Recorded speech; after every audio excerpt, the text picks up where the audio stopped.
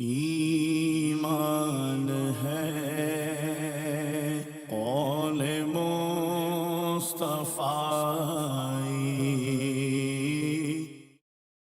الحمد لله رب العالمين والصلاة والسلام على سيد الأنبياء والمرسلين أما بعد فأعوذ بالله من الشيطان الرجيم بسم الله الرحمن الرحيم الصلاة والسلام عليك يا رسول الله وعلى آلك وأصحابك يا حبيب الله الصلاة والسلام عليك يا نبي الله وعلى آلك وأصحابك يا نور الله۔ الحمدللہ عز و جل سلسلہ ہمارا درس سیرت النبی جاری ہے، اور اس میں ہم امام عبد الغنی ابن عبد الواحد المقدسی رحمۃ اللہ تعالی علیہ، جن کا سن وفات 600 ہجری ہے، اور اپنے زمانے کے اجلہ یعنی بہت بڑے بڑے علماء میں سے جہاں ان کا شمار ہوتا تھا وہیں سیدنا غوث پاک رحمۃ اللہ تعالی علیہ کے شاگردوں میں بھی یہ شامل ہیں، اور کئی کتب کے مصنف ہیں، اور خاص طور پر یہ کتاب مختصر سیرت النبی صلی اللہ علیہ وآلہ وسلم انہوں نے خاص موقع پر لکھی جب ان کا قافلہ ایک مقام پر ٹھہرا اور کسی عیسائی پادری نے ان کے کسی ساتھی سے نبی پاک صلی اللہ علیہ وسلم کی سیرت کے بارے میں پوچھا، تو انہوں نے آ کے ان سے پوچھا، اور انہوں نے پھر اختصار کے ساتھ نبی محترم صلی اللہ علیہ وسلم کی سیرت اور آپ علیہ السلام کے 10 صحابہ کرام علیہم رضوان کی سیرت اس کو ذکر کیا، تاکہ جو آپ علیہ السلام کے بارے میں معلومات حاصل کرنا چاہے اسے بنیادی معلومات حاصل ہو سکے۔ تو یوں آپ نے یہ مختصر کتاب لکھی جسے اللہ پاک نے اس زمانے سے ہی بڑی مقبولیت عطا کی، اور علماء اپنے درس کے اندر اسے شامل کرتے رہے، اور باقاعدہ پچھلے دور میں اس کا درس ہوتا رہا جیسا کہ کتب کے اندر مذکور ہے۔ تو الحمدللہ یہ سلسلہ ہمارا چلتا ہوا آ رہا ہے نبی محترم صلی اللہ تعالیٰ علیہ وآلہ وسلم کی زندگی کے حوالے سے۔ جو حضرت نے ذکر کیا تھا اسے بھی سنا ہم نے، اور اس کے تحت اور تفصیلات بھی جو دیگر ائمہ نے کتب سیرت میں، کتب احادیث میں ذکر کی تھیں، اسے بھی ہمیں سننے کی سعادت حاصل ہوئی۔ اور پھر اس کے بعد ہمارا یہ سلسلہ عشرہ مبشرہ کی جو سیرت ہے اس پر چل رہا ہے۔ اب تک الحمدللہ 7 صحابہ کرام علیہم رضوان جو عشرہ مبشرہ سے تعلق رکھتے ہیں، یعنی 10 صحابہ کرام علیہم رضوان کی جماعت میں سے 7 سیدنا ابوبکر صدیق رضی اللہ تعالیٰ عنہ، سیدنا عمر رضی اللہ تعالیٰ عنہ، سیدنا عثمان رضی اللہ تعالیٰ عنہ، سیدنا علی رضی اللہ تعالیٰ عنہ، سیدنا طلحہ بن عبید اللہ، سیدنا زبیر بن العوام، اور سیدنا سعد بن ابی وقاص رضی اللہ تعالیٰ عنہم۔ ان تمام کے حالات زندگی اختصار کے ساتھ ہم نے سننے کی سعادت حاصل کی۔ اب آگے مصنف علیہ رحمہ عشرہ مبشرہ میں سے 8ویں صحابی حضرت سیدنا سعید بن زید بن عمر رضی اللہ تعالیٰ عنہ کا تذکرہ کر رہے ہیں۔ سب سے پہلے حسب عادت آپ ان کا نام اور ان کا نسب ذکر کرتے ہیں۔ فرماتے ہیں ابو الاعور سعید بن زید بن عمر ابن نفیل بن عبد العزى بن رياح بن عبد الله بن قرط بن رزاح بن عدي بن كعب بن لؤي بن غالب يلتقي مع رسول الله صلى الله عليه وسلم في كعب بن لؤي، وأمه فاطمة بنت بعجة بن أمية بن خويلد من بني مليح من خزاعة، وهو ابن عم عمر بن الخطاب وزوج أخته جميل بنت الخطاب۔ یعنی آپ کا نام سعید اور آپ کے والد کا نام زید ہے، اور آپ کی والدہ جو ہے ان کا نام فاطمہ ہے۔ حضرت سعید بن زید رضی اللہ تعالیٰ عنہ یہ حضرت عمر رضی اللہ تعالیٰ عنہ کے چچا زاد بھائی تھے،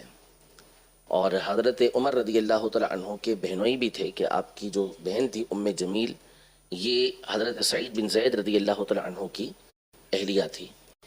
یہ وہی حضرت سعید بن زید رضی اللہ تعالیٰ عنہ ہیں کہ جب حضرت عمر رضی اللہ تعالیٰ عنہ نے جب اس بات کا ارادہ کیا کہ نعوذ باللہ نبی پاک صلی اللہ تعالیٰ علیہ وسلم کو شہید کر دیں، تو راستے میں کسی نے آپ کو بتایا کہ آپ کے جو بہن ہیں وہ اور آپ کے بہنوئی،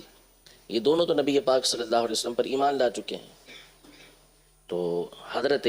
عمر رضی اللہ تعالیٰ عنہ اپنی بہن کے گھر آئے تھے اور وہاں آپ نے باہر سے قرآن سنا تھا، پھر جب دروازہ کھٹکھٹایا تو بہن اور بہنوئی نے وہ قرآن چھپا دیا تھا۔ تو حضرت عمر رضی اللہ تعالیٰ عنہ نے اندر جا کر پھر پوچھا تھا کہ کیا پڑھ رہے ہو، اور جب انہوں نے ظاہر کر دیا کہ ہم قرآن پڑھ رہے ہیں تو انہوں نے بہت زیادہ مارا تھا، ان کو بھی اور اپنی بہن کو بھی۔ اسی کے بارے میں حضرت سعید رضی اللہ تعالیٰ عنہ کہا کرتے تھے کہ ہمیں وہ وقت یاد ہے جب حضرت عمر رضی اللہ تعالیٰ عنہ ہمیں بھان دیا کرتے تھے، یعنی اس وقت جب کہ حضرت عمر رضی اللہ تعالیٰ عنہ اسلام لے کر نہیں آئے تھے، ان کے اوپر تشدد کیا کرتے تھے حضرت سعید رضی اللہ تعالیٰ عنہ پر، پھر قرآن سن کر پاک صلی اللہ علیہ وسلم کی بارگاہ میں حاضر ہو کر ایمان لائے تھے۔ ایک یہ بات۔ دوسری بات، ان کے جو والد تھے زید، یہ ان نفوس قدسیہ میں سے تھے کہ نبی پاک صلی اللہ تعالیٰ علیہ وآلہ وسلم کی بعثت سے پہلے، آپ کے تشریف آوری سے پہلے، اعلان نبوت سے پہلے، جن لوگوں کو اللہ پاک نے یہ سمجھ بوجھ عطا کی تھی، فطرت سلیمہ عطا کی تھی کہ اس وقت بھی وہ بتوں کی عبادت سے نفرت کرتے تھے، جن کاموں کے اندر مشرکین پڑے ہوئے تھے ان سے یہ نفرت کیا کرتے تھے، جیسے ورقہ بن نوفل تھے، وہ بھی دین حق کی تلاش کے اندر نکلے تھے، تو اسی طرح حضرت زید یہ بھی انہی افراد میں سے تھے کہ جو مشرکین کے مذہب سے متنفر تھے اور یہ بتوں کی عبادت سے بھی دور رہا کرتے تھے۔ دوسرا، جو کفار کے اندر بدترین رسم تھی اس زمانے کی کہ بیٹیوں کو زندہ درگور کر دیا کرتے تھے، یعنی زندہ ہی دفن کر دیا کرتے تھے، یہ اس رسم کے انتہائی سخت مخالف تھے، اور جب کوئی کافر اس بات کا ارادہ کرتا، مشرک ارادہ کرتا کہ بیٹی کو مار دے، نعوذ باللہ دفن کر دے، تو یہ اس کے پاس چلے جایا کرتے تھے کہ تمہارا کوئی اختیار نہیں، نہ تمہارا اس کا کوئی پر خرچہ ہے، نہ تمہیں اس کو پالنا ہے، تم اسے میرے حوالے کر دو، اور پھر آپ اس کی جو بیٹی ہوتی تھی اسے لے کر اس کی پرورش کیا کرتے تھے۔ جب وہ قابل ہو جاتی، بڑی ہو جاتی، تو پھر وہ اسے اختیار دیتے تھے اس شخص کو کہ اب تم جو چاہو کرو، چاہو تو لے جاؤ طریقے سے، اور چاہو تو میں خود ہی اس کی شادی کر دوں۔ تو یوں اس زمانے سے ہی آپ حضرت زید رضی اللہ تعالیٰ عنہ یہ کفر سے، شرک سے اور اس طرح کی بدترین جو رسومات تھیں ان سے بیزار تھے اور دین فطرت پر تھے۔ اسی لیے ایک روایت کے اندر یہ بیان کیا گیا کہ یہ جو حضرت زید ہیں قیامت کے دن ایک امت کی صورت میں آئیں گے، یعنی ایک بڑی اہمیت کے ساتھ، ایک بڑی جماعت کی طرح، جیسے ایک بڑی جماعت آتی ہے ایسے اکیلے یہ تنہا قیامت کے دن آئیں گے۔ تو یہ حضرت سعید رضی اللہ تعالیٰ عنہ کے والد تھے۔ اسلم قبل عمر، حضرت سعید رضی اللہ تعالیٰ عنہ یہ حضرت عمر رضی اللہ تعالیٰ عنہ سے پہلے اسلام لے آئے تھے۔ وَلَمْ يَشْهَدْ بَدْرًا، بدر کے اندر یہ حاضر نہیں ہو سکے تھے۔ یہ حضرت طلحہ بن عبید اللہ رضی اللہ تعالیٰ عنہ کے ساتھ ملک شام گئے ہوئے تھے، لیکن نبی پاک صلی اللہ تعالیٰ علیہ وآلہ وسلم نے ان کے لیے بھی اور حضرت طلحہ بن عبید اللہ کے لیے بھی بدر کا اجر بھی رکھا اور بدر کا سامان بھی ان کو عطا کیا۔ تو بدر میں حاضر نہ ہو سکے، لیکن اللہ پاک نے ان کو یہ توفیق عطا فرمائی، یہ سعادت دی کہ ان کو بدری صحابہ کے اندر شمار کیا جاتا ہے، یعنی افضل ترین صحابہ میں شمار کیا جاتا ہے۔ وَلَهُ مِنَ الْوَلَدِ عَبْدُ الرَّحْمَنِ الْأَكْبَرُ وَكَانَ شَاعِرًا وَقَالَ الزُّبَيْرُ بْنُ بَكَّارٍ وَوَلَدُهُ قَلِيلٌ وَلَيْسَ بِالْمَدِينَةِ مِنْهُمْ أَحَدٌ، یعنی حضرت سعید بن زید رضی اللہ تعالیٰ عنہ کی اولاد میں سے آپ کے ایک بیٹے ہیں عبد الرحمن الاکبر، اور یہ مشہور شاعر تھے عرب کے۔ ویسے تو آپ کی اور بھی اولادیں ہیں، عبد الرحمن الاکبر ہیں، عبد الرحمن الاصغر ہیں، عبداللہ الاکبر ہیں، عبداللہ الاصغر ہیں، عمر الاکبر ہیں، عمر الاصغر ہیں، ابراہیم اکبر ہیں، ابراہیم اصغر ہیں، یہ آپ اس طرح ان کے اولاد کے نام تھے، لیکن مشہور آپ کے یہ بڑے بیٹے ہیں عبد الرحمن الاکبر۔ زبیر بن بکار یہ مشہور مورخ ہیں اور نسب کے ماہر گزرے ہیں، یعنی اہل اسلام میں سے ہیں، اہل ایمان میں سے ہیں، 2 صدی ہجری سے تعلق رکھتے ہیں، اور نسب کے بارے میں ان کا بڑا نام ہے، زبیر بن بکار رحمۃ اللہ تعالیٰ علیہ۔ انہوں نے ارشاد فرمایا کہ وَوَلَدُهُ قَلِيلٌ، ان کی اولاد قلیل تھی، وَلَيْسَ بِالْمَدِينَةِ مِنْهُمْ أَحَدٌ، اور مدینے میں ان کی اولاد میں سے کوئی بھی باقی نہیں رہا۔ وتوفي سعيد بن زيد سنة 51 وسنه 70 سنة. حضرت سعید بن زید رضی اللہ تعالیٰ عنہ ان کا وصال سن 51 ہجری کے اندر ہوا، اور اس وقت ان کی عمر 70 سے کچھ زیادہ تھی۔ حضرت عمر رضی اللہ تعالیٰ عنہ نے جو اپنے وصال پر شورا مقرر کی تھی کہ ان میں سے کسی ایک کو خلیفہ بنا لیا جائے میرے بعد، حضرت عثمان، حضرت علی، حضرت عبد الرحمن بن العوف، حضرت سعد بن ابی وقاص، حضرت طلحہ بن عبید اللہ اور حضرت زبیر بن العوام، ان 6 افراد کو مقرر کیا اور فرمایا نبی پاک صلی اللہ علیہ وسلم دنیا سے تشریف لے گئے وہو راض عنہم، اور ان تمام سے نبی پاک صلی اللہ علیہ وسلم راضی تھے۔ جو عشرہ مبشرہ میں سے حضرت ابوبکر صدیق رضی اللہ تعالیٰ عنہ تو ظاہر ہے کہ حضرت عمر رضی اللہ تعالیٰ عنہ سے پہلے وصال کر گئے تھے۔ 6 افراد کا نام لیا، ایک خود حضرت عمر، ٹوٹل کتنے ہو گئے؟ 8، ٹھیک ہے۔ 2 ہستیوں کا نام نہیں آیا، حضرت ابو عبیدہ بن الجراح اور دوسرے یہی سعید بن زید رضی اللہ تعالیٰ عنہ۔ اس کی وجہ یہ ہے کہ حضرت ابو عبیدہ بن الجراح رضی اللہ تعالیٰ عنہ بھی حضرت عمر سے پہلے انتقال کر گئے تھے، وہ پہلے ہی وفات پا چکے تھے، لہذا ان کا نام آنے کا کوئی سوال پیدا نہیں ہوتا۔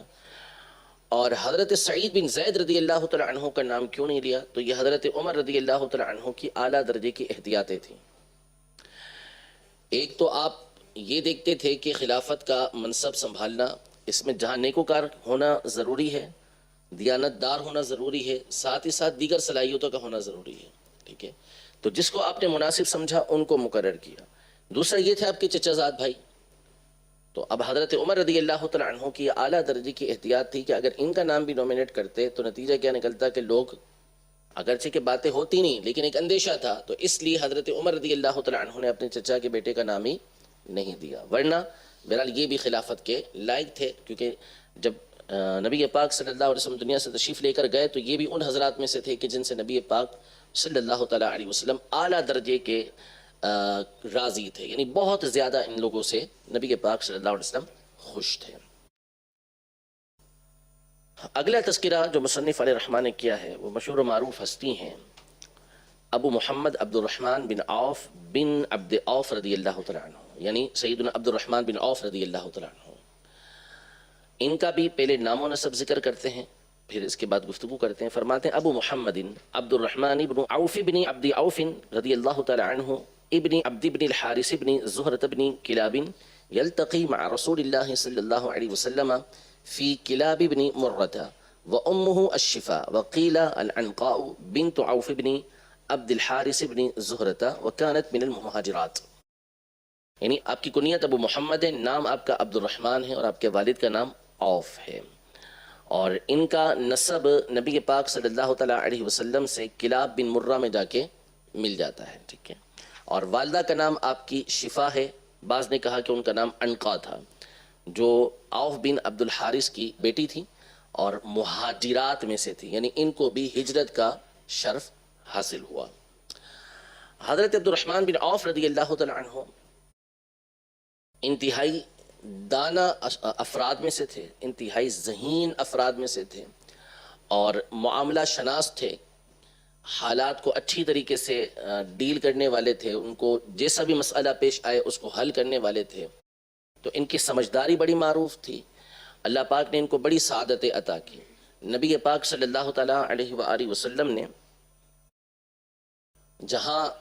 سیدنا ابوبکر صدیق رضی اللہ تعالیٰ عنہ کی امامت میں 17 نمازیں ادا کی، یہ مشہور ہے، لیکن حضرت عبد الرحمن بن عوف رضی اللہ تعالیٰ عنہ یہ وہ صحابی ہیں کہ جن کو حضرت ابوبکر صدیق رضی اللہ تعالیٰ عنہ کے بعد یہ شرف حاصل ہوا کہ نبی پاک صلی اللہ علیہ وسلم نے ان کے پیچھے بھی نماز ادا کی، یعنی بہت بڑی بات کہ جس کے پیچھے نبی پاک صلی اللہ تعالیٰ علیہ وآلہ وسلم نماز ادا کریں۔ مصنف علیہ رحمہ آگے چل کے آپ کی یہ فضیلت بیان کر رہے ہیں کہ غزوہ تبوک کے موقع پر نبی پاک صلی اللہ تعالیٰ علیہ وسلم تشریف لے کر آئے تو حضرت عبد الرحمن بن عوف رضی اللہ تعالیٰ عنہ یہ 1 رکعت پڑھا چکے تھے تو نبی پاک صلی اللہ علیہ وسلم ان کے پیچھے شامل ہو گئے۔ اور صحیح مسلم شریف کی حدیث مبارکہ ہے کہ ما قبض نبی حتی یصلی خلف رجل صالح من امتی، کہ کسی نبی علیہ الصلوۃ والسلام کا وصال اس وقت تک نہیں ہوتا جب تک کہ وہ اپنی امت کے نیک شخص کے پیچھے نماز ادا نہ کر لیں۔ تو یہاں دو افراد ایسے کہ جن کے پیچھے نبی پاک صلی اللہ تعالیٰ علیہ وآلہ وسلم نے نماز ادا کی، اور ان کے بارے میں نبی پاک صلی اللہ تعالیٰ علیہ وسلم نے ارشاد فرمایا، مسند بزار کی حدیث مبارکہ ہے کہ هو امین فی السماء و امین فی الارض۔ حضرت عبد الرحمن بن عوف یہ آسمانوں میں بھی امانت والے ہیں اور زمین میں بھی امانت والے ہیں۔ ان کا جو مشہور وصف ہے وہ ہے ان کا غنی ہونا، مال و دولت والا ہونا۔ صحابہ کرام علیہم رضوان میں جن کو اللہ پاک نے بکثرت مال عطا کیا تھا، تو چند نام ان میں بڑے مشہور ہیں، ویسے تو اور بھی تھے۔ خود حضرت طلحہ بن عبید اللہ رضی اللہ تعالیٰ عنہ جن کا تذکرہ پیچھے گزرا ہے، اللہ نے ان کو بڑا مال و دولت عطا کیا تھا، لیکن دو ہستیوں کا نام بڑا مشہور ہے، ایک حضرت سیدنا عثمان غنی رضی اللہ تعالیٰ عنہ اور دوسرے یہی عبد الرحمن بن عوف رضی اللہ تعالیٰ عنہ، کہ بہت زیادہ مال و دولت اللہ پاک نے ان کو عطا کیا تھا، لیکن صرف مال عطا فرمایا تھا، مال کی محبت ان کے دلوں کے اندر نہیں تھی۔ اور یہ وہ افراد تھے کہ جس کو کہتے ہیں مٹی میں ہاتھ ڈالیں تو سونا ہو جاتی ہے۔ عبد الرحمن بن عوف رضی اللہ تعالیٰ عنہ جب ہجرت کر کے مدینہ شریف آئے تو ان کے پاس کچھ بھی نہیں تھا۔ نبی پاک صلی اللہ علیہ وسلم نے ایک انصاری صحابی کے ساتھ ان کا بھائی چارہ کروا دیا، مواخات کروا دی، تو انہوں نے ان کو پیشکش کی کہ میں آپ کو ہر چیز آدھی آدھی کر دیتا ہوں، میرا گھر بھی آدھا آپ کے لیے، باغ بھی آدھا آپ کے لیے، جائیداد بھی آدھی آپ کے لیے، بہت ساری پیشکشیں کی۔ ان کا کسی چیز کی حاجت نہیں، مجھے صرف یہ بتاؤ کہ یہاں کوئی بازار ہے یا نہیں ہے؟ تو کہا ہے بازار ہے، تو وہ قینقاع کا بازار تھا، اس کی طرف ان کی رہنمائی کر دی گئی، بتا دیا گیا۔ تو یہ کچھ سامان انہوں نے خریدا، بیچا، تھوڑا نفع کمایا، پھر اس کے بعد روز جاتے رہے یہاں تک کہ خود مدینہ منورہ کے اندر نکاح کیا، اور باقاعدہ ایک سونے کی ڈلی انہوں نے مہر کے اندر ادا کی، اور پھر اس کے بعد مال اتنا کثرت کے ساتھ بڑھتا چلا گیا کہ مدینے میں ان کے مقابل کوئی بھی نہیں تھا۔ آئے تو کچھ بھی نہیں، لیکن تجارت کا گر جو ان کے پاس موجود تھا، ہنر جو ان کے پاس موجود تھا، جو ذہانت ان کے پاس موجود تھی، تو اس وقت ان سے بڑھ کر کوئی بھی باقی نہ رہا۔ تو حضرت عبد الرحمن بن عوف رضی اللہ تعالیٰ عنہ یہ بھی نبی پاک صلی اللہ تعالیٰ علیہ وآلہ وسلم کے اجلہ صحابہ کرام علیہم رضوان میں سے ہیں۔ اسلم قدیماً، بالکل ابتدا کے اندر اسلام لے آئے تھے، اور یہ ان 8 افراد میں سے ہیں کہ جو سب سے پہلے اسلام لے کر آئے۔ نبی پاک صلی اللہ تعالیٰ علیہ وسلم ابھی دار ارقم کے اندر داخل نہیں ہوئے تھے، دار ارقم میں بہت کم صحابہ کرام علیہم رضوان ایمان لے کر آئے تھے، اس وقت نبی پاک صلی اللہ علیہ وسلم بیٹھا کرتے تھے۔ اس سے بھی پہلے حضرت عبد الرحمن بن عوف رضی اللہ تعالیٰ عنہ یہ اسلام لے آئے تھے، اور ان کے بھی اسلام لانے کا سبب حضرت سیدنا ابو بکر صدیق رضی اللہ تعالیٰ عنہ بنے تھے، کہ حضرت سیدنا ابو بکر صدیق رضی اللہ تعالیٰ عنہ نے ان کو دعوت دین دی، اور یہ نبی پاک صلی اللہ علیہ وسلم پر ایمان لے آئے تھے۔ تو اسلم قدیماً، بہت شروع میں اسلام لے آئے۔ وشہید بدرا والمشاہد کلہا مع رسول اللہ صلی اللہ تعالی علیہ وآلہ وسلم، اور بدر کے اندر بھی حاضر ہوئے، اور تمام کے تمام غزوات میں نبی پاک صلی اللہ تعالی علیہ وسلم کے ساتھ یہ حاضر ہوئے۔ بدر کا تذکرہ آتا ہی رہتا ہے، ٹھیک ہے نا۔ اور جو نہیں تھے بعض، جیسے حضرت عثمان، حضرت طلحہ بن عبید اللہ، حضرت سعید بن زید رضی اللہ تعالی عنہم،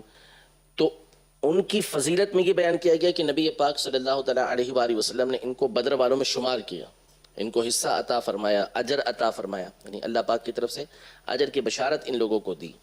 تو اس کا مطلب ہے کہ بدر والوں کی اہمیت بہت زیادہ ہے، ٹھیک ہے، اس لیے کہ نبی پاک صلی اللہ علیہ وسلم نے فرمایا کہ اللہ پاک نے بدر والوں کی طرف خاص توجہ فرمائی، اور انہوں نے جو کچھ کیا اللہ پاک نے اسے معاف فرما دیا ہے۔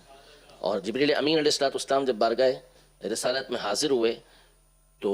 پوچھا کہ آپ کے یہاں بدر والوں کا حال کیا ہے، تو فرمایا وہ ہم میں افضل ترین ہیں۔ تو کہا ہمارے فرشتے بھی جو بدر کے اندر آئے تھے وہ فرشتوں کے اندر افضل کہلاتے ہیں، ٹھیک ہے، کیونکہ وہ اسلام و کفر کا پہلا معرکہ تھا، مسلمان بے سر و سامان تھے۔ اس موقع پر اپنی جان کو داؤ پر لگانا یہ بہت بڑی بات تھی، اس لیے ان حضرات کا یہ مرتبہ خاص طور پہ بیان کیا جاتا ہے کہ وہ شہید بدرن، جو بدری صحابی کا تذکرہ کریں گے تو وہاں پر ان کی ایک فضیلت یہی بیان کریں گے کہ شہید بدرن کان بدرین، کہ بدر کے اندر حاضر ہوئے تھے، بدری تھے، یہ فضیلت بیان کی جاتی ہے۔ وصح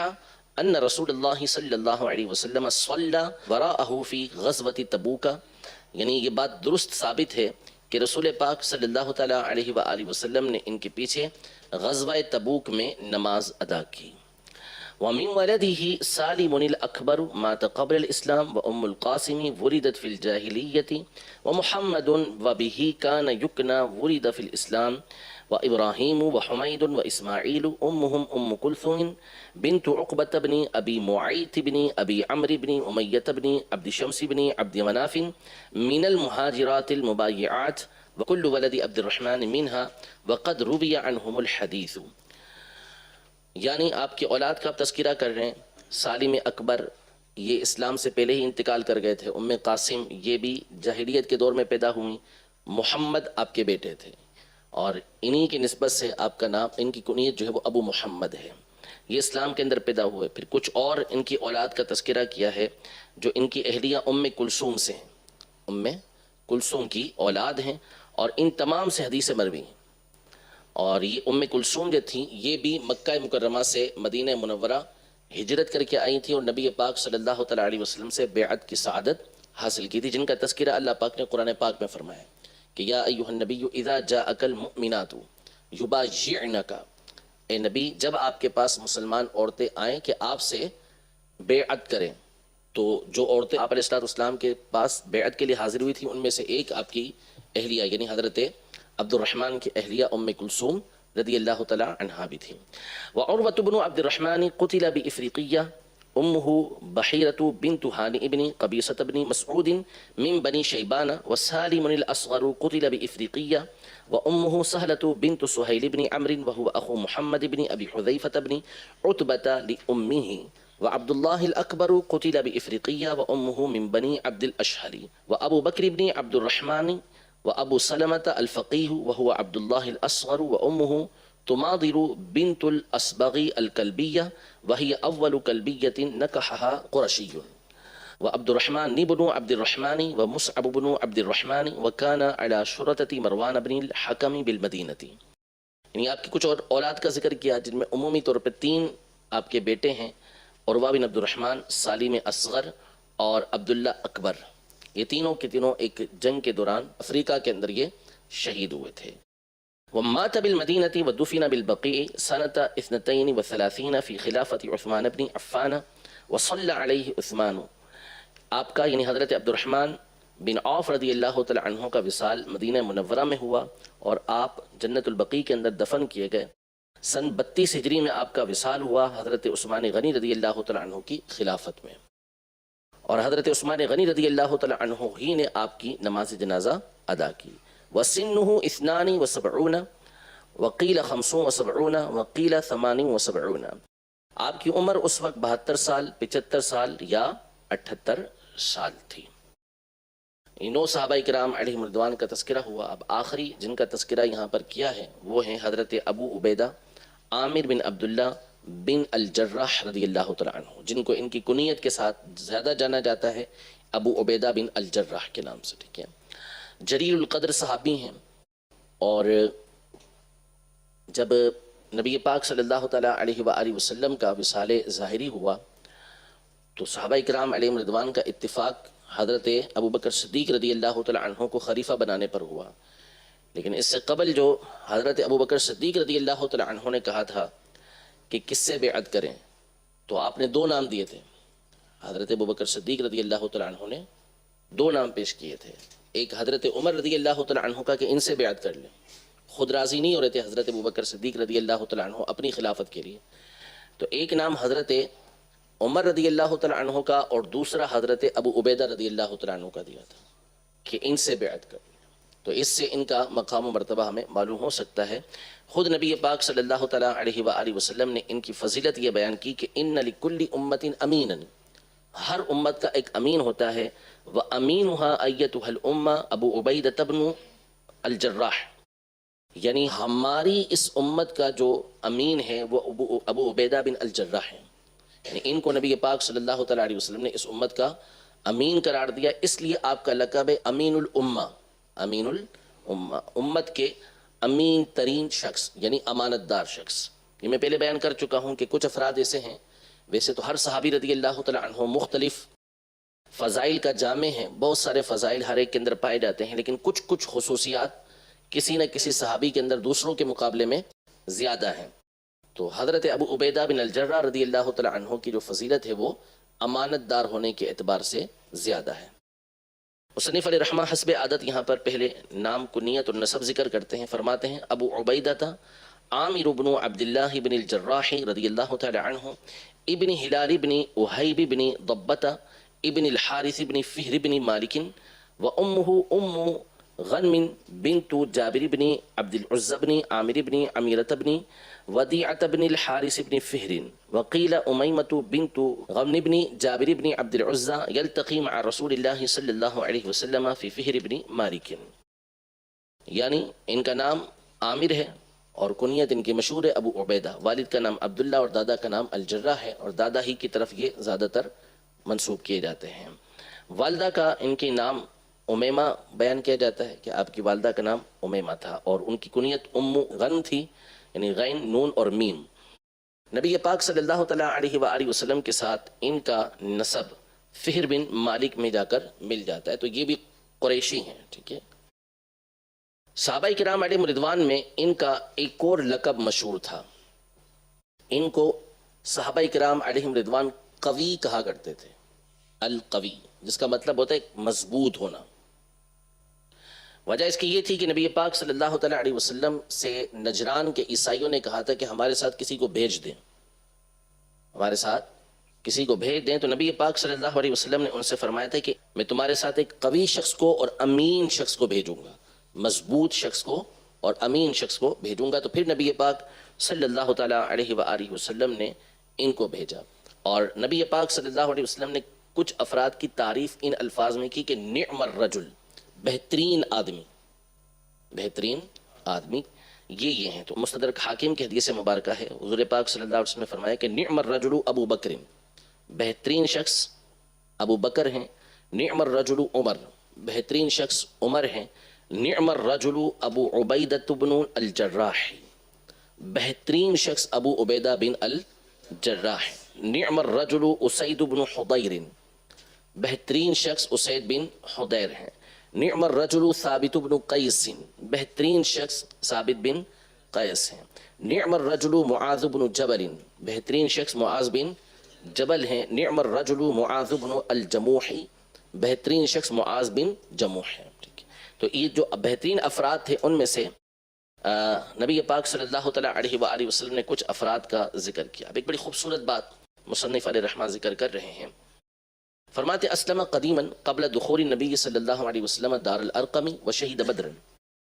والمشاہد مع رسول اللہ صلی اللہ تعالیٰ علیہ وآلہ وسلم ونزع یوم احد الحلقتین اللتین دخلتا فی وجنة النبی صلی اللہ تعالیٰ علیہ وسلم من المغفر وانتزعت ثنیتاہ فحسنت فاہ فقیل ما رؤی حتم قط احسن من حتم ابی عبیدۃ۔ ایک تو یہی ان کی فضیلت کہ یہ بھی بہت شروع کے اندر اسلام لے آئے تھے، جبکہ ابھی نبی پاک صلی اللہ علیہ وسلم دار ارقم کے اندر داخل نہیں ہوئے تھے۔ دار ارقم جہاں نبی پاک صلی اللہ علیہ وسلم بیٹھ کر صحابہ کرام علیہ رضوان کو تعلیم دیا کرتے تھے، سکھایا کرتے تھے، اور وہاں آ کے لوگ نبی پاک صلی اللہ علیہ وسلم کے ہاتھ پر اسلام قبول کرتے تھے، اور اسی مقام پر حضرت عمر رضی اللہ تعالیٰ عنہ نے بھی اسلام قبول کیا تھا۔ تو ابھی آپ علیہ السلام دار ارقم میں تشریف لے کر نہیں گئے تھے، اس سے پہلے حضرت ابو عبیدہ رضی اللہ تعالیٰ عنہ نبی پاک صلی اللہ تعالیٰ علیہ وآلہ وسلم پر اسلام لے آئے تھے، اور پھر بدر میں بھی حاضر ہوئے، دیگر غزوات کے اندر بھی حاضر ہوئے۔ احد کے موقع پر نبی پاک صلی اللہ تعالیٰ علیہ وآلہ وسلم پر شدید حملہ ہوا تھا، جس میں ایک تو یہ ہوا تھا کہ آپ علیہ السلام کی جو دانت مبارک کا اگلا حصہ ہے وہ کچھ شہید ہوا تھا، ٹھیک ہے۔ نبی پاک صلی اللہ علیہ وسلم پر جب حملہ ہوا تو چونکہ آپ علیہ السلام نے خود پہنا ہوا تھا، ٹھیک ہے، لوہے کی جو ٹوپی ہوتی ہے وہ پہنی ہوئی تھی، تو اس کا کچھ حصہ گال مبارک کے اندر چلا گیا تھا، تو کڑیاں جو ہوتی ہیں اس کی کڑیاں یہ اندر چلی گئی تھیں، اب اس کو نکالنا بڑا مشکل مرحلہ تھا۔ تو حضرت ابو عبیدہ بن الجرہ رضی اللہ تعالیٰ عنہ نے اپنے دانت اس پر لگائے، لوہے کی وہ کڑیاں جو تھیں، اور اس کو دانتوں سے کھینچا۔ اب نتیجہ یہ نکلا کہ وہ کڑیاں تو باہر آ گئیں، لیکن ساتھ میں حضرت ابو عبیدہ رضی اللہ عنہ کے اگلے دو دانت ٹوٹ گئے۔ پھر اس کے بعد خون کثرت سے بہہ رہا تھا تو سیدہ فاطمہ رضی اللہ تعالی عنہ یہ اس کو دھوتی رہیں، حضرت علی رضی اللہ تعالی عنہ یہ ڈھال کے اندر پانی لاتے رہے، اور چٹائی کو جلا کر پھر آپ علیہ الصلوۃ والسلام کے گال مبارک کے اندر اس کی راکھ کو رکھا گیا اس خون کو روکنے کے لیے۔ تو حضرت ابو عبیدہ رضی اللہ تعالی عنہ نے جب یہ کڑیاں باہر نکالی تھیں اور آپ کے دانت آگے سے ٹوٹ گئے، اب کسی کے دانت ٹوٹے ہوئے ہوں آگے سے وہ کیسا لگے گا؟ ظاہر سی بات ہے آگے کے دانت ٹوٹے ہوئے ہوتے ہیں تو بندہ تو پریشان ہو جاتا ہے۔ اب وہ دور وہ تو نہیں تھا کہ جس میں نقلی دانت اس طرح لگ جائیں، آپ تو نقلی دانت لگا لیتے ہیں۔ تو بال اتفاق علماء نے یہاں پہ لکھا، امام ذہبی رحمۃ اللہ تعالی علیہ نے بھی لکھا اور دیگر نے بھی لکھا کہ ایسے شخص کو کہتے ہیں حتمن، ہا تا میم، حتمن، یعنی اس کے اگلے دانت ٹوٹ جائیں۔ فرماتے کہ ما رؤی حتمن قط احسن من حتم ابی عبیدہ، یعنی حضرت ابو عبیدہ رضی اللہ تعالی عنہ سے بڑھ کر خوبصورت کسی ایسے شخص کو نہیں دیکھا گیا کہ جس کے یہ اگلے دانت ٹوٹے ہوئے ہوں۔ کسی کی کوئی چیز ٹوٹ جائے تو وہ کیسا لگتا ہے؟ عجیب سا، لیکن یہ اور خوبصورت نظر آتے ہیں کیونکہ نبی پاک صلی اللہ تعالیٰ علیہ وآلہ وسلم کے لیے ان کے دانت ٹوٹے تھے تو اللہ پاک نے اس میں حسن عطا فرما دیا۔ ٹھیک ہے، حسب عادت آپ اولاد کا ذکر کرتے ہیں۔ وَكَانَ لَهُ مِنَ الْوَلَدِ يَزِيدُ وَعُمَيْرٌ وَقَدْ انْقَرَضَ وَلَدُ أَبِي عُبَيْدَةَ فَلَمْ يُعْقِبْ، آپ کی اولاد میں سے ایک تھے یزید، عمیر، اور یعنی یزید بن ابو عبیدہ بن الجراح اور عمیر بن ابو عبیدہ بن الجراح، اور حضرت ابو عبیدہ رضی اللہ تعالی عنہ کی اولاد یہ ختم ہو گئی، یعنی آپ کی نسل آگے نہیں چلی۔ ومات بتعون امواسا سنة 18 وقبره بغور بیسان بقرية عمة وهو ابن 58 وصلى عليه معاذ بن جبل وقد قيل عمرو بن العاص، یعنی آپ کا انتقال سن 18 ہجری میں امواس کا جو تعاون تھا اس میں ہوا۔ یہ مشہور تعاون تھا جو ملک شام کے اندر نکلا تھا،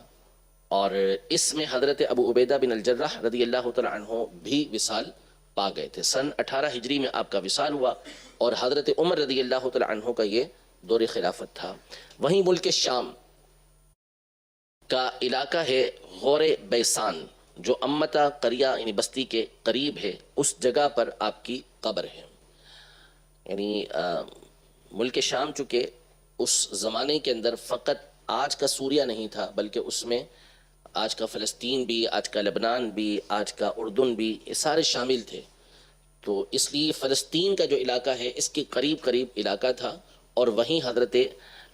ابو عبیدہ بن الجراح رضی اللہ تعالی عنہ کا وصال ہوا اسی تعاون کے اندر۔ اس وقت آپ کی عمر 58 سال تھی۔ حضرت معاذ بن جبل رضی اللہ تعالی عنہ نے آپ کی نماز جنازہ پڑھی، یا یہ کہا گیا ہے کہ حضرت عمرو بن العاص رضی اللہ تعالی عنہ نے آپ کا جنازہ پڑھا۔ آخری بات مصنف علیہ رحمہ یہاں پر ذکر کر رہے ہیں، اور وہ یہ ہے کہ جنگ بدر میں صحابہ کرام علیہم رضوان نے جانثاری کی مثالیں قائم کی تھیں، ٹھیک ہے، اور اپنے آپ کو اللہ کا حقیقی بندہ ثابت کیا تھا، اور اللہ اور اس کے رسول کے حکم کے آگے کسی کو کچھ نہیں سمجھا تھا۔ حتیٰ کہ ایک موقع پر حضرت ابوبکر صدیق رضی اللہ تعالی عنہ کے جو بیٹے تھے حضرت عبد الرحمن، انہوں نے حضرت ابوبکر صدیق رضی اللہ تعالی عنہ سے یہ کہا تھا کہ آپ جنگ بدر میں، کیونکہ وہ اس وقت کافروں کے ساتھ آئے تھے اور مسلمانوں کے خلاف انہوں نے جنگ کی تھی، تو انہوں نے حضرت ابوبکر صدیق رضی اللہ عنہ سے یہ کہا تھا کہ آپ کئی مرتبہ جنگ بدر میں میری تلوار کے نیچے آئے، لیکن میں نے آپ کا لحاظ کرتے ہوئے تلوار کو اٹھا لیا کہ میرے والد ہیں۔ لیکن حضرت ابوبکر رضی اللہ تعالی عنہ نے یہ کہا کہ اگر ایک مرتبہ بھی تم میری تلوار کے نیچے آ جاتے تو میں نے تمہیں چھوڑنا نہیں تھا۔ اور جب انہوں نے عبد الرحمن بن ابوبکر نے جب کافروں کے ساتھ آئے تھے اور جس کو مبارزت کہتے ہیں، جنگ کی دعوت دی تھی کہ آگے مجھ سے کوئی لڑے، تو سب سے پہلے آگے جانے کے لیے حضرت ابوبکر صدیق رضی اللہ تعالیٰ عنہ کھڑے ہوئے تھے کہ مجھے آگے جانے دیا جائے، لیکن نبی پاک صلی اللہ علیہ وسلم نے روک لیا تھا کہ نہیں۔ حضرت ابو عبیدہ بن الجراح رضی اللہ تعالیٰ عنہ،